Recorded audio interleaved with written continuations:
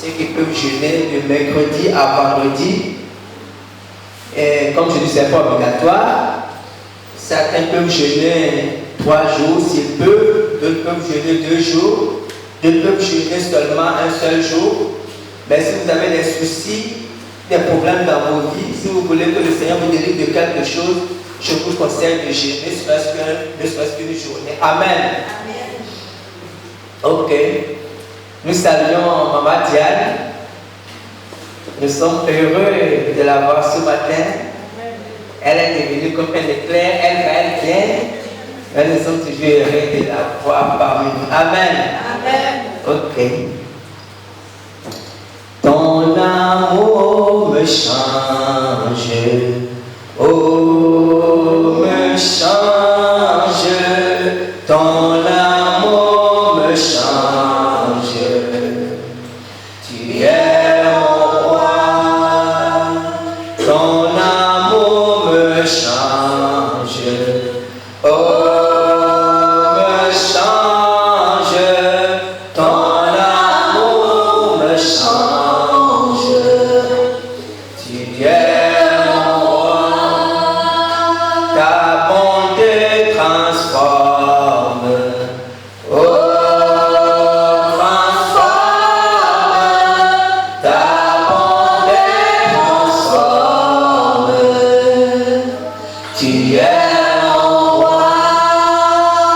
Seigneur du ciel et de la terre, notre Père, Roi éternel, Roi des armées, toi le Dieu 3 fois saint, toi le Roi, le Seigneur des seigneurs, toi le vainqueur des nations, toi le Rédempteur, toi qui as donné ta vie pour nous.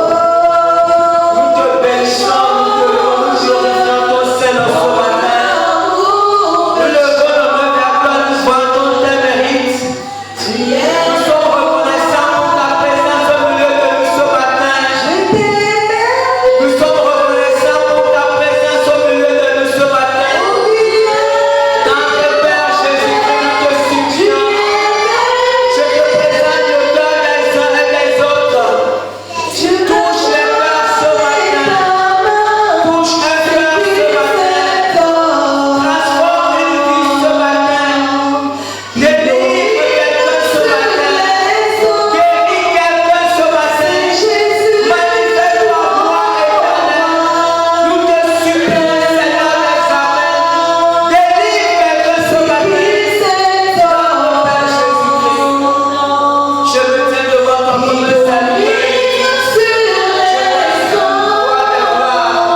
Parle à ton peuple, Seigneur éternel. Parle à ton peuple, Seigneur des armées. Manifeste-toi, Père éternel. Au nom puissant de Jésus.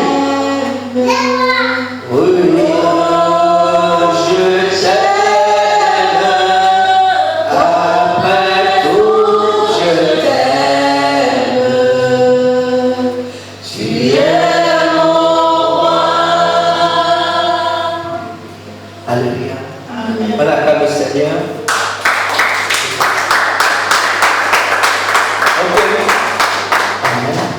Ok, nous continuons toujours avec le mois du service de Dieu. Et le thème d'aujourd'hui, c'est l'opposition dans le service de Dieu. L'opposition dans le service de Dieu. Nous allons lire Néhémie 4, versets 1 à 16. Néhémie 4, versets 1 à 16, je lis la parole de Dieu. Lorsque Sanballat apprit que nous répartissions la muraille, il fut en colère et très irrité. Il se moqua des Juifs et dit devant ses frères et devant les soldats de Samarie: à quoi travaillent ces Juifs impuissants? Les laisseront ton frère? Sacrifieront-ils? Vont-ils achever? Redonneront-ils vie à des pierres ensevelies sous des monceaux de poussière et consumées par le feu? Tobija l'Ammonite était à côté de lui et il dit qu'il bâtisse seulement. Si un renard s'élance, il renversera leur muraille de pierre. Écoute, oh notre Dieu,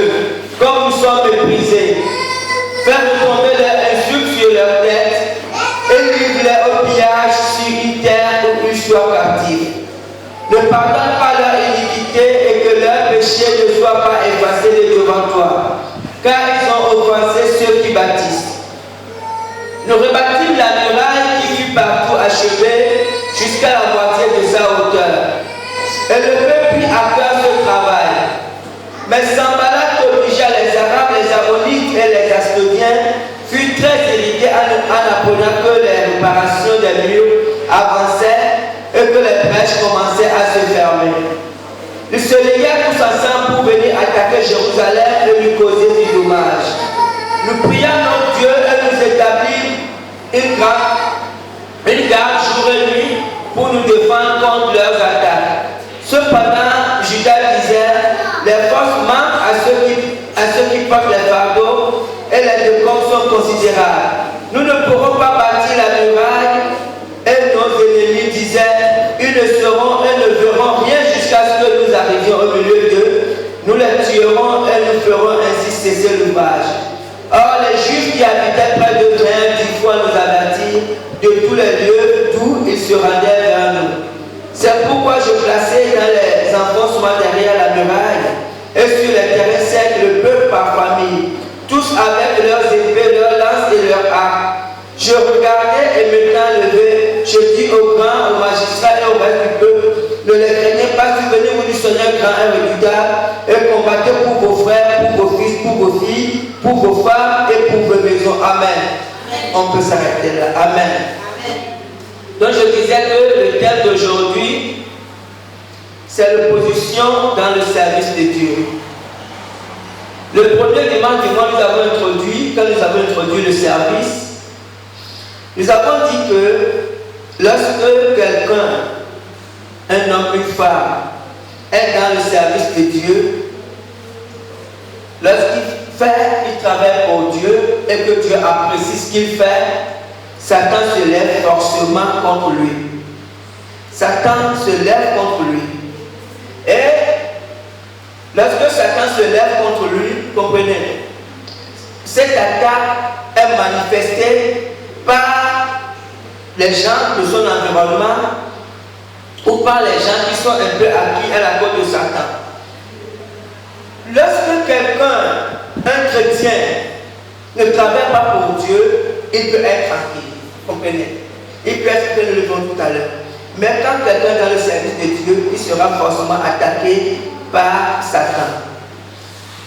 Dans 1 Pierre 4, verset 15 que nous allons lire, que l'une de vous en effet ne souffre comme meurtrier ou voleur ou malfaiteur ou comme gérant dans les affaires d'autrui. De nos jours, beaucoup d'entre nous chrétiens, nous souffrons, vous savez, les chrétiens souffrent, certains souffrent parce qu'ils ont fait de mauvais choix, d'autres souffrent à cause du péché, comprenez, à cause de ce qu'ils ont fait, ou d'autres souffrent encore parce qu'ils se sont mêlés, comme la Bible dit, des affaires de trucs de ceux dont ils ne devaient pas se mêler. Mais en réalité, très peu souffrent parce qu'ils sont vraiment dans le service de Dieu. Ce matin, nous allons voir un peu les stratégies de Satan ou comment Satan s'organise pour attaquer ceux qui sont dans le service de Dieu afin d'être préparés à ces attaques. Amen. Grand 1, être délivré du péché. Être délivré du péché. Matthieu 7, verset 22 à 24. J'ai lu la parole de Dieu. Plusieurs me diront en ce jour-là, Seigneur, Seigneur, n'avons-nous pas prophétisé par ton nom? N'avons-nous pas chassé les démons par ton nom? N'avons-nous pas fait beaucoup de miracles par ton nom? Alors je leur dirai ouvertement, je ne vous ai jamais connu. Retirez-vous de moi, vous qui commettez l'iniquité. C'est pourquoi quiconque entend ces paroles que je dis et les met en pratique sera semblable à un homme prudent qui a bâti sa maison sur le roc. Ce texte nous montre, en fait, c'est un texte qui parle de la fin des temps du jugement. Et là, nous voyons que plusieurs personnes, du moins plusieurs chrétiens, pensaient être agréables à Dieu parce qu'ils faisaient beaucoup de choses, parce qu'ils ont fait des miracles au nom de Dieu. Comprenez? Ils ont fait des choses au nom de Dieu. Et Dieu s'est sûrement puissamment manifesté.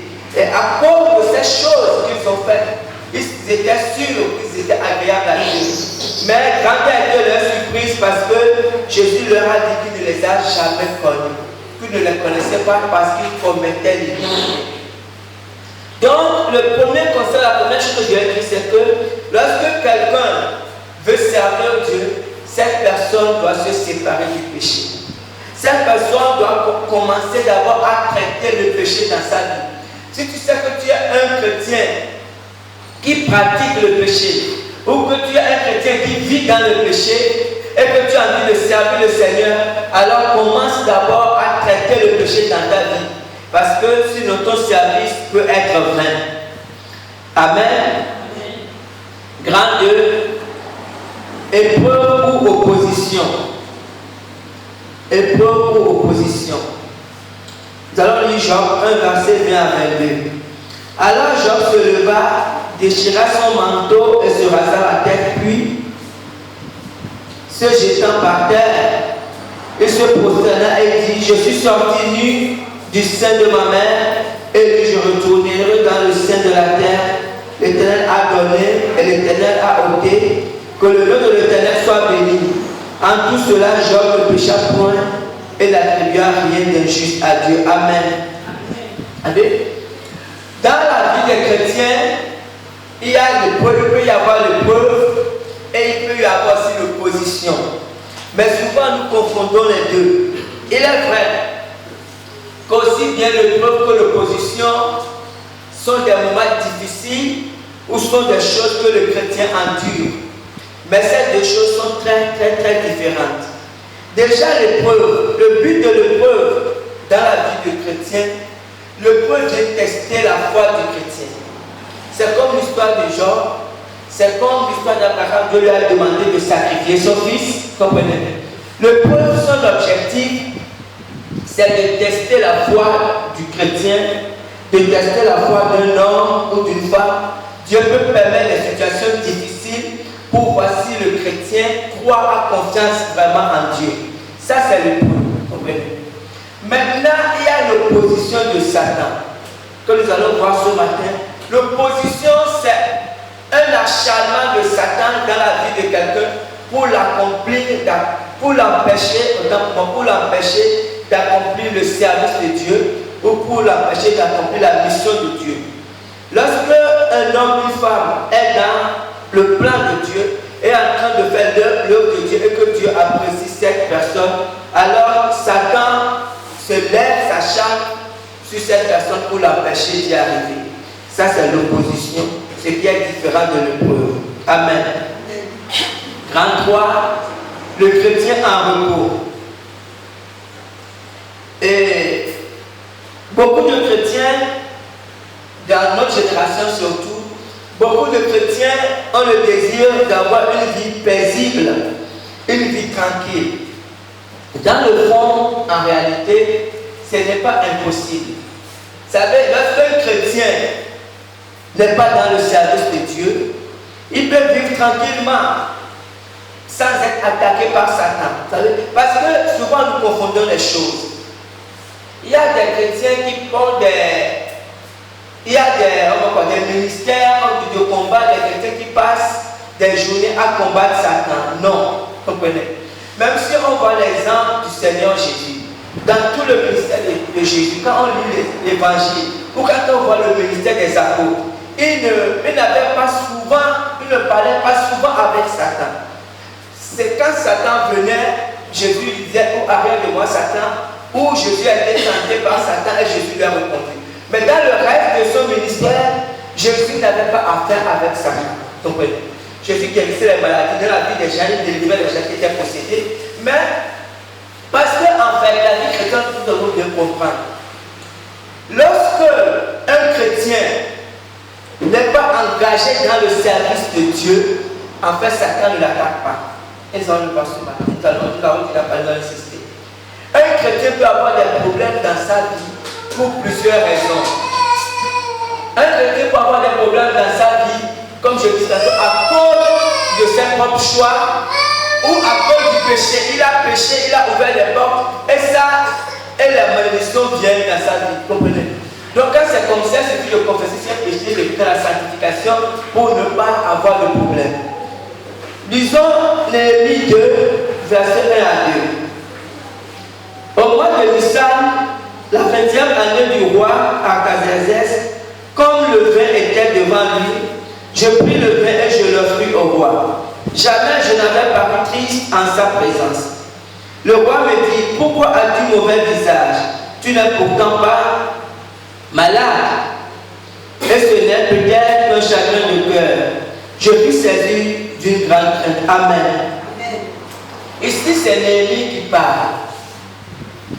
Néhémie, à cette époque, était au service du roi. Néhémie était un juif captif qui vivait à Babylone et Dieu lui a fait grâce de se retrouver au service du roi. Néhémie était échanson du roi. Échanson à cette époque, ce sont des personnes qui versent le vin ou qui versent le poisson, en fait, qui servent le vin au roi. Et pour être échanson, il faut être vraiment un homme de confiance.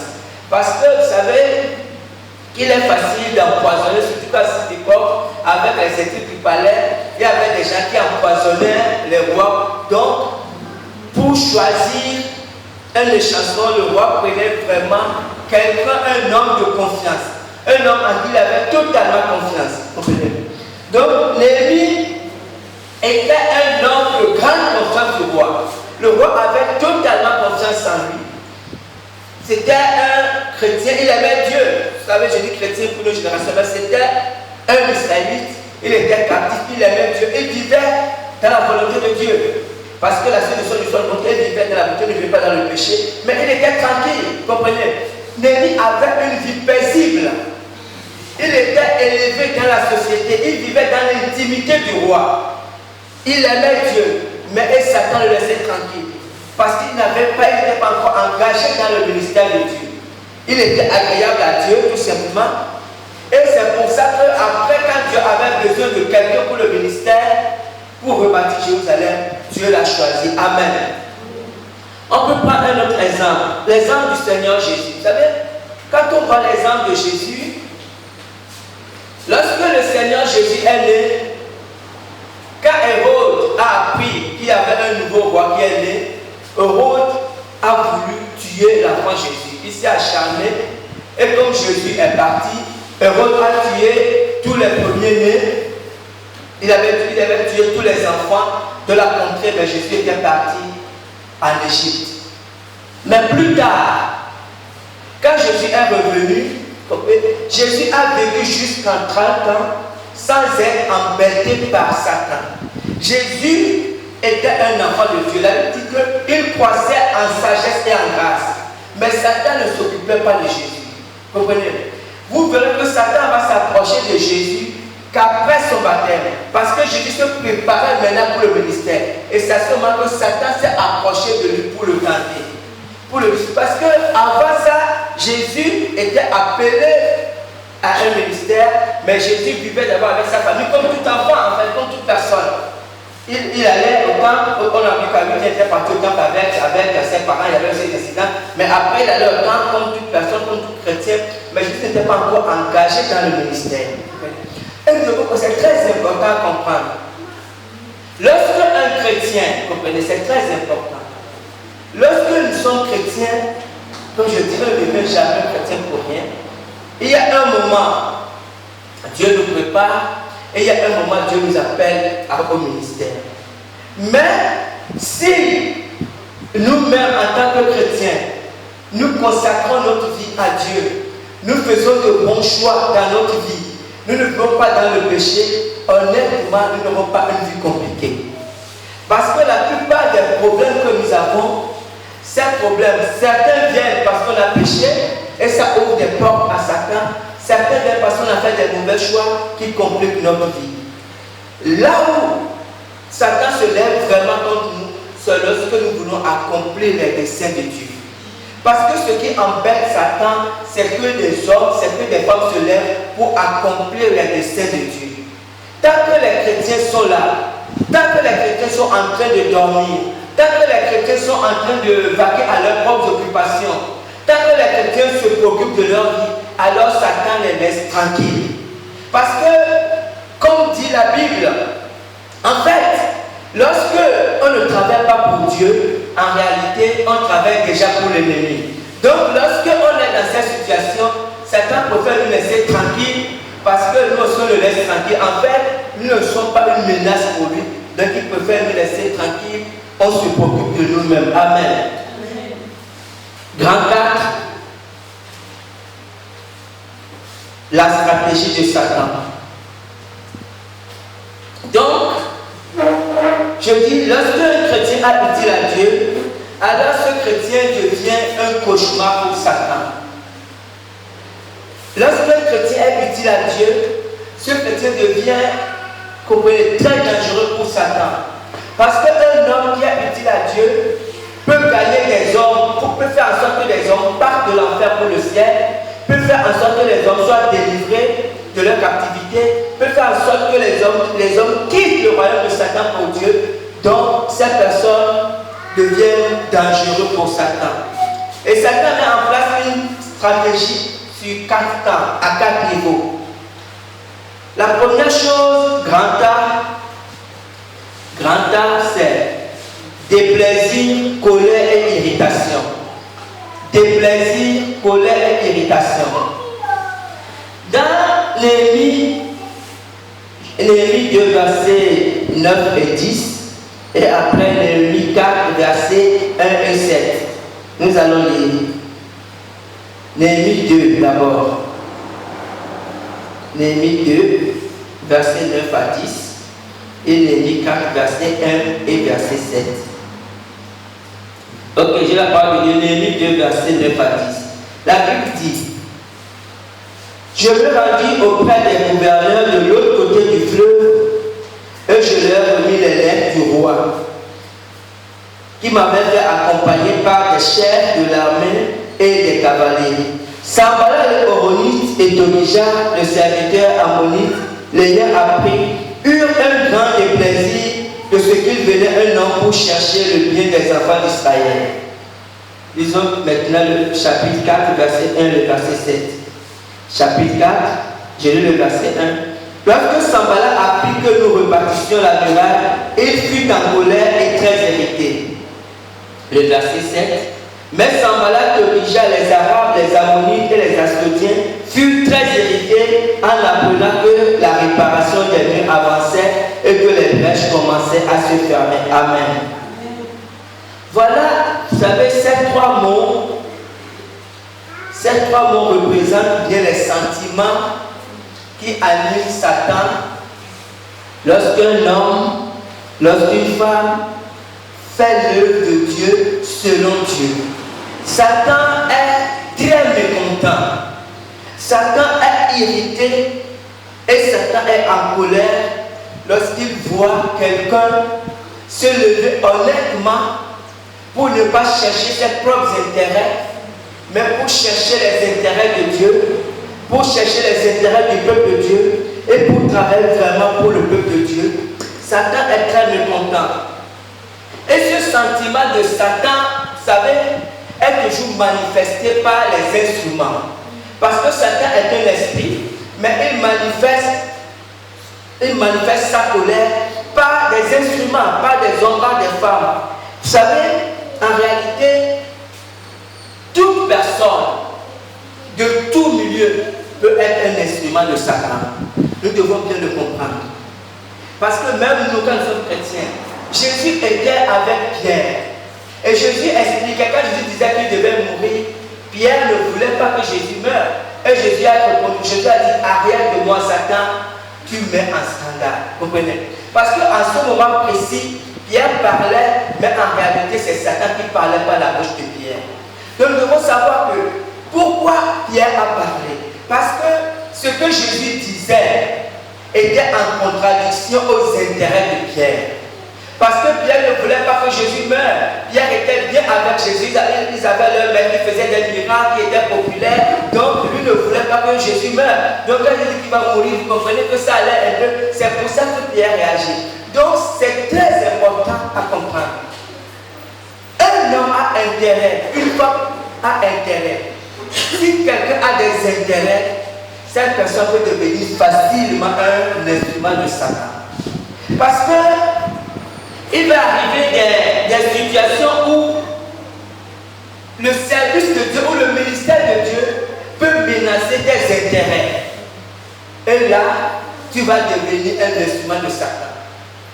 C'est vrai que c'est plus facile, en principe, déjà pour les païens, pour le truc là. Lisons Acte 19, verset 24 à 30, pour nous permettre de mieux comprendre. Acte 19, verset 24 à 30. Acte 19, 24 à 30. J'ai lu la parole de Dieu. C'est l'histoire de l'apôtre Paul. Ok, j'ai lu la parole de Dieu. Un nommé Démétrius, orfèvre, fabriquait en argent des temples de Diane et procurait à ses ouvriers un gain considérable. Il les rassembla avec ceux du même métier et dit: ô homme, vous savez que notre bien dépend de cette industrie.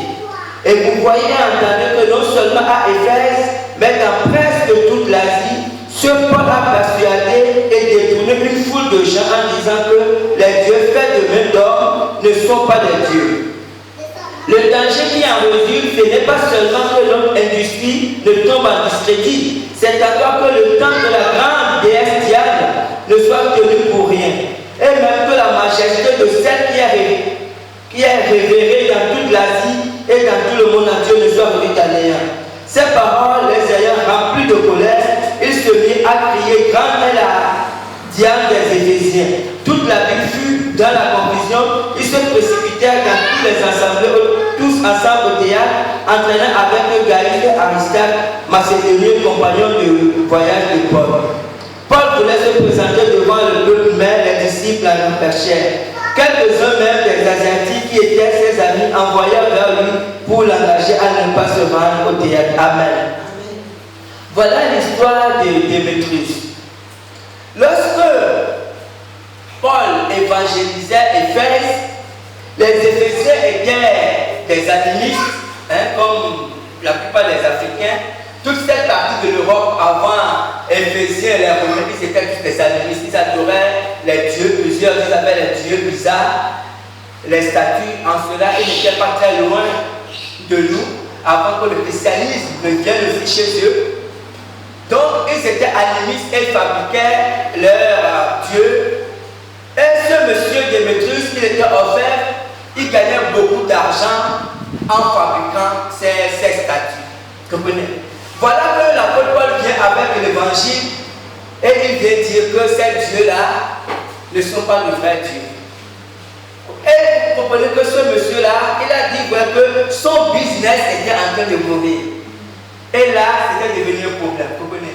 Parce qu'il avait un intérêt. C'est que Satan n'était pas content de ce que l'apôtre Paul faisait.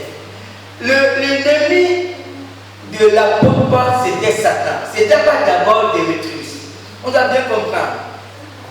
Satan était très mécontent, était en colère contre Paul. Mais Satan, pour s'exprimer, avait besoin d'instruments. Et pour trouver les instruments, Satan cherche des gens qui ont des intérêts. Les gens à qui ce qu'on fait déplaît. Il y a des gens qui peuvent être mécontents parce que quand on prie, on fait trop de bruit. Comprenez? Et ces personnes, justement, deviennent des instruments de Satan. Comprenez? Et donc, on doit comprendre. Et c'est la même chose qui est arrivée à Judas Iscariote. Judas, il était disciple de Jésus. Mais il avait un intérêt, parce qu'il aimait trop l'argent. Comprenez? C'est son intérêt, l'avidité qu'il a conduit, parce qu'il avait un intérêt. Et lorsque Satan cherchait quelqu'un pour trahir Jésus, Judas était l'instrument.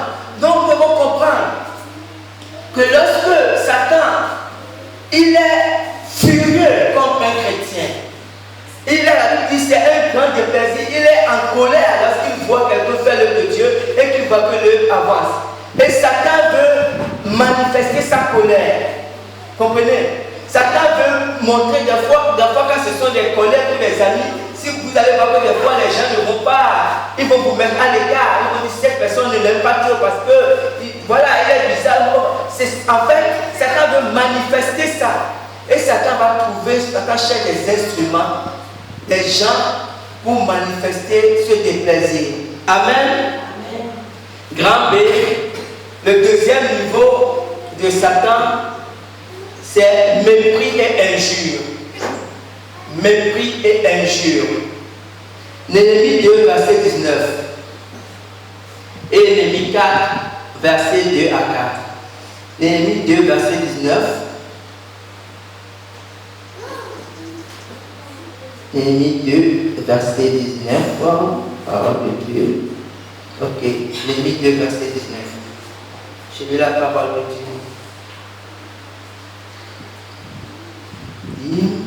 Sambala le Horonite, Tobija le serviteur ammonite et Gachem l'arabe, Anania était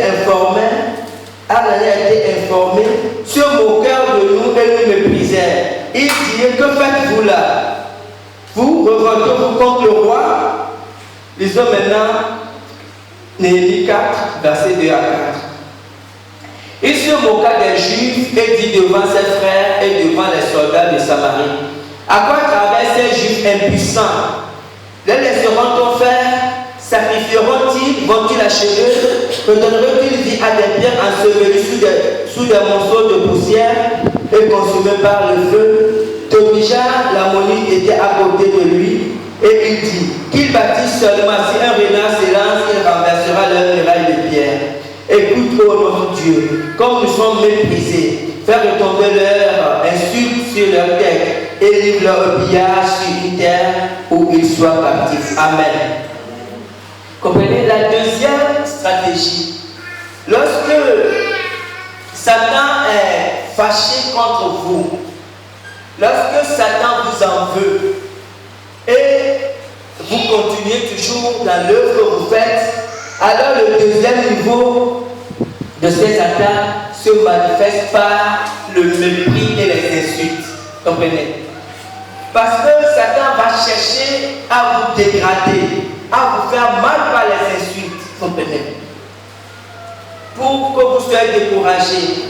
Lisons dans Matthieu 13, verset 53-57. Matthieu 13, 53-57. Matthieu 13, 53 à 57. Lorsque Jésus eut achevé ses paroles, il partit de là. S'étant rendu dans sa patrie, il enseignait dans la synagogue, de sorte que ceux qui l'entendirent étaient étonnés et disaient: d'où lui viennent cette sagesse et ces miracles? N'est-ce pas le fils du charpentier? N'est-ce pas Marie qui est sa mère, Jacques, Joseph, Simon et Jude? Ne sont-ils pas ses frères et ses sœurs? Ne sont-elles pas toutes parmi nous? D'où lui viennent donc toutes ces choses? Et il était pour eux une occasion de chute. Mais Jésus leur dit: un prophète n'est méprisé que dans sa patrie et dans sa maison. Et il ne fit pas beaucoup de miracles dans ce lieu, à cause de leur incrédulité. Amen. Lisons aussi 1 Pierre 2, verset 23. 1 Pierre 2, verset 23. 1 Pierre 2, verset 23. Je lis la parole de Dieu. Lui qui, on parle de Jésus, hein? La Bible parle de Jésus. Lui qui injuriait ne rendait pas l'injure, maltraitait, ne faisait pas de menace, mais s'en remettait à celui qui juge injustement. Amen.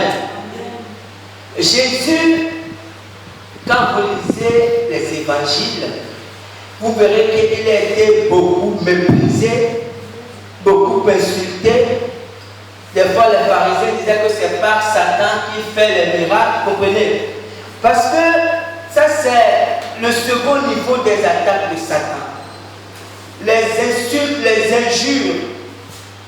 Et les apôtres aussi ont été injuriés, ont été méprisés. Ça, c'est le second niveau. Amen.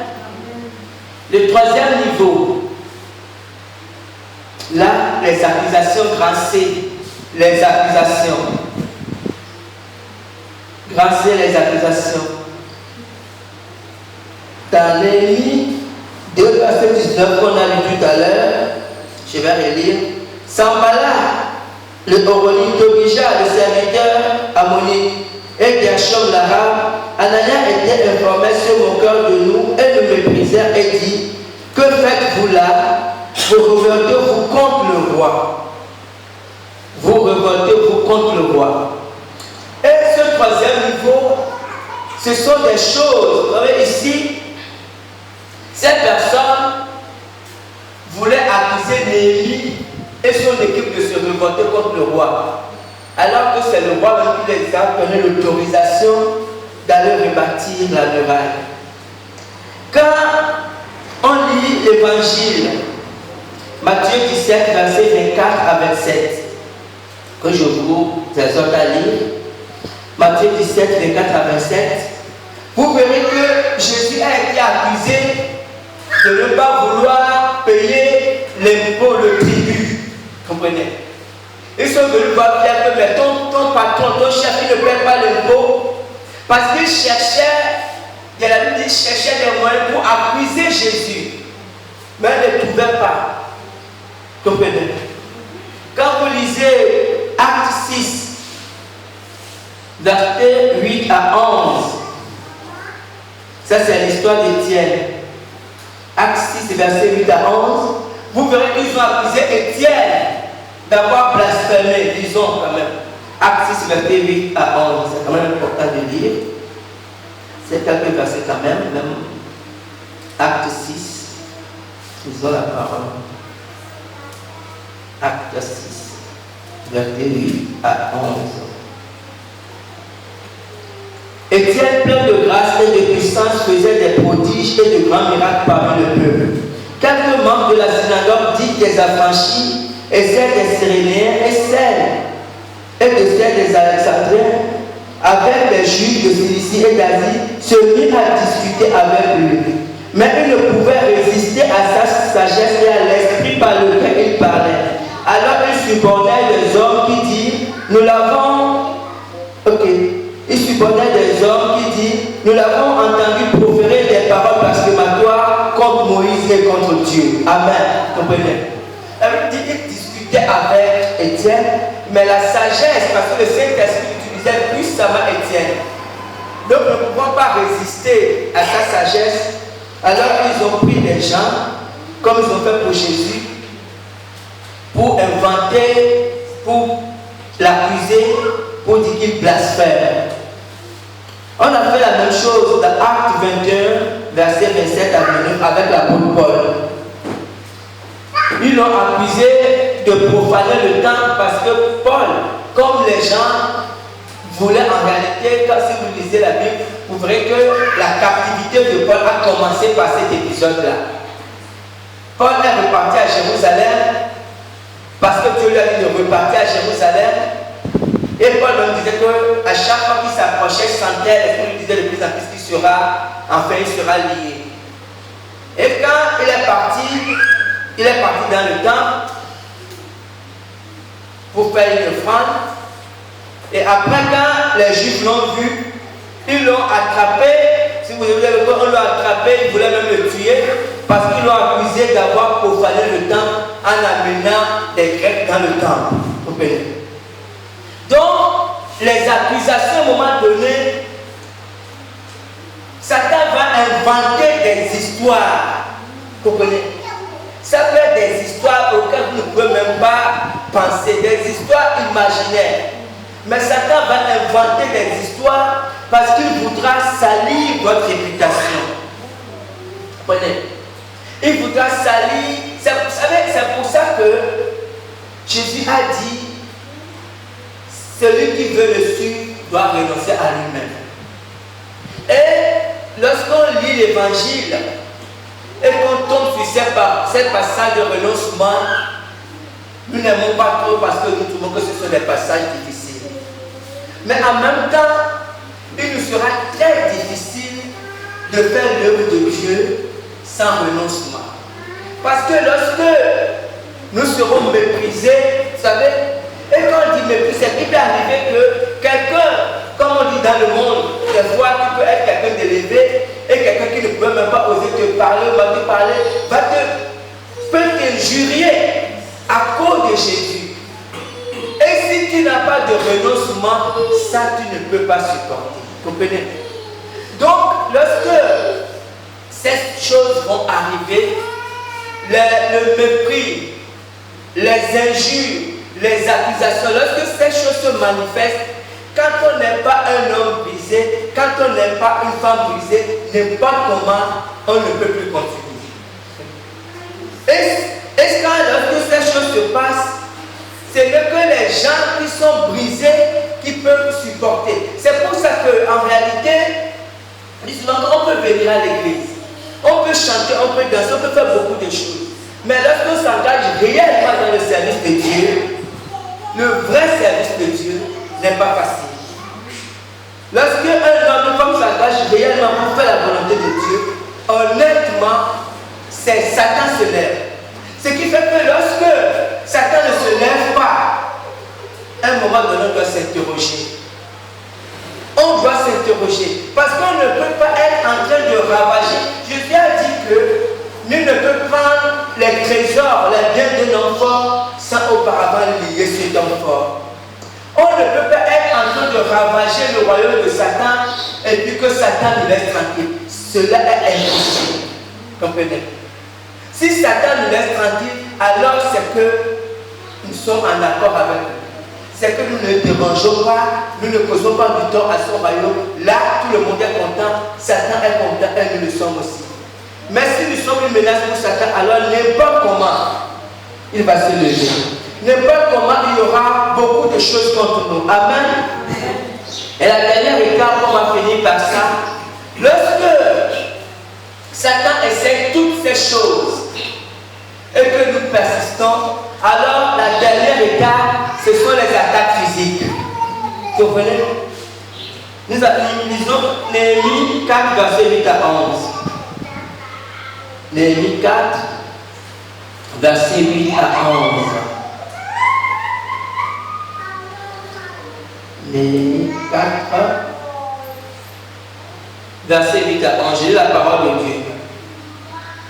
Ils se liguèrent tous ensemble pour venir attaquer Jérusalem et lui causer du dommage. Nous priâmes notre Dieu et nous établîmes une garde jour et nuit pour nous défendre contre leur attaque. Cependant, Judas disait, les forces manquent à ceux qui portent des fardeaux et les décombres sont considérables. Nous ne pourrons pas bâtir la muraille. Et nos ennemis disaient, ils ne seront et ne verront rien jusqu'à ce que nous arrivions au milieu d'eux. Nous les tuerons et nous ferons ainsi cesser l'ouvrage. Nous voyons clairement ici que l'objectif des ennemis, verset 11, il dit, nous les tuerons et nous ferons ainsi cesser l'ouvrage. Ce qui les embête, c'est l'ouvrage. C'est parce que l'œuvre de Dieu avançait. Et c'est à cause de ça qu'ils ont trouvé que la meilleure solution, c'est de tuer ceux qui faisaient ce travail. Et quand ces personnes seront mortes, l'ouvrage va forcément s'arrêter. Et quand vous voyez Acte 21, disons Acte 21, verset 30 à 32, Acte 21, on peut lire d'abord Acte 6. Donc c'est juste avant l'histoire de Acte 6, verset 12, je crois. Ils réunirent le peuple, les anciens et les scribes, et se jetant sur lui, ils le saisirent et l'amenèrent au Sanhédrin. Ça, c'est l'histoire d'Étienne. Tout à l'heure, nous avons lu que les gens le vantaient, ils l'ont accusé, et après ces accusations, je vais relire le verset 11. Alors ils survenaient des hommes qui dirent, nous l'avons entendu proférer des paroles blasphématoires contre Moïse et contre Dieu. Ils émirent le peuple, les anciens et les scribes, et se jetant sur lui, ils le saisirent et l'amenèrent au Sanhédrin. Vous connaissez ça, c'est Étienne. Disons maintenant Acte 21, l'histoire de Paul.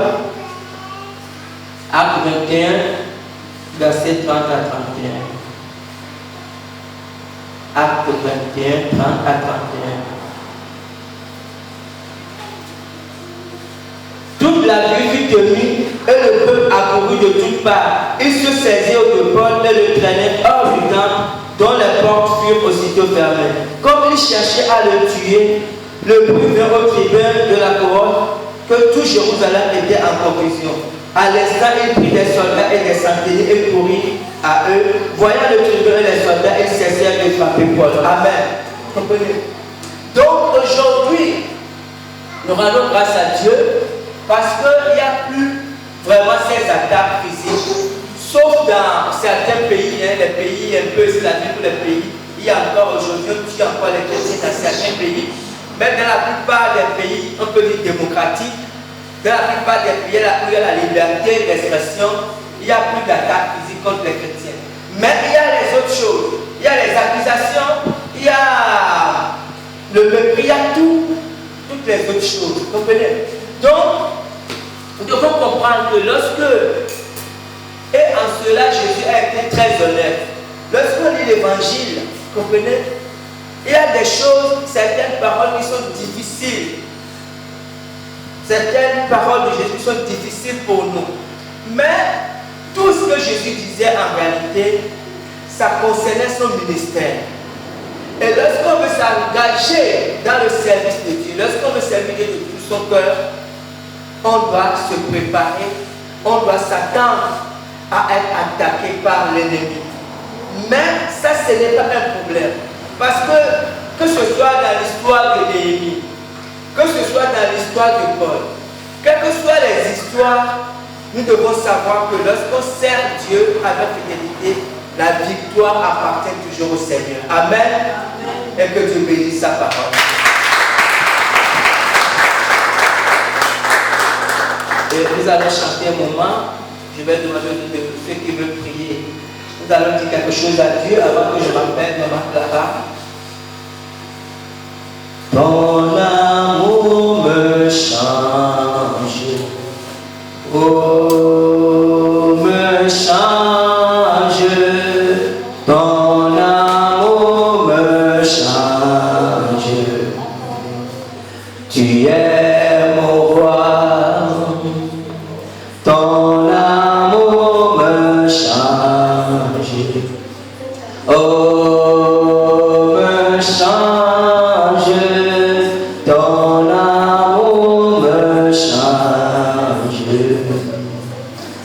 Tu es mon roi, ta bonté transforme, oh transforme, ta bonté transforme. Tu es mon roi, ta bonté transforme.